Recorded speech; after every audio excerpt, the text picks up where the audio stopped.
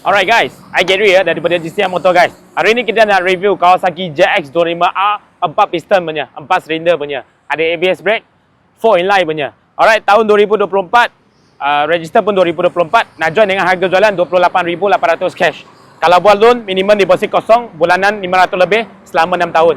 Kalau ada credit card pun boleh bayar guna credit card, janji limit cukup. Boleh buat easy payment installment dengan korang punya bank. Up to 5 tahun installment. Alright, kita tengok motor. Ada free setahun warranty bagi korang lah. Warna motor asal warna kelabu ya. Korang research original warna ada satu kelabu biru punya. Dia punya warna asal lah. Ini hitam cuma dia wrapping saja. Okey, kalau tak minat boleh buang. Windshield dah tukar yang sport punya windshield. Wing lamp punya Rizal punya side mirror boleh buka. Lepas tu USD fork Showa kiri kanan, single disc brake depan, ada ABS brake.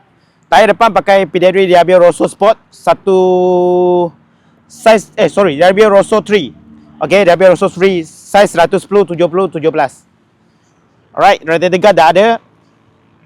Okey, dengan 4 silinder. Kawasaki punya frame slider dah ada. Exhaust slip on SC Project carbon. Tayar belakang Pirelli Diablo Rosso 3. Okey, pakai size 15 60 17. Depan belakang pun masih ada 80% lagi lah, banyak lagi. Lampu LED belakang. Okay, tank pun dia warna carbon. Okay, lagi pun motor ni dia ada ram air system ram air system. Lepas tu dia ada mileage 19,000 lah.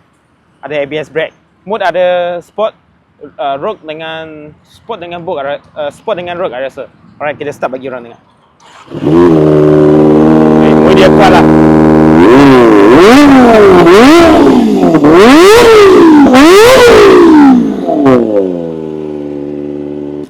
Alright, kalau korang tengah cari JX25R 4 silinder punya, boleh PM kita. Harga jualan 28,800, motor condition tune. Ini hitam ni wrapping saja. Kalau minat boleh roger kita lah. Ada free warranty setahun. Nak cash boleh, nak loan boleh.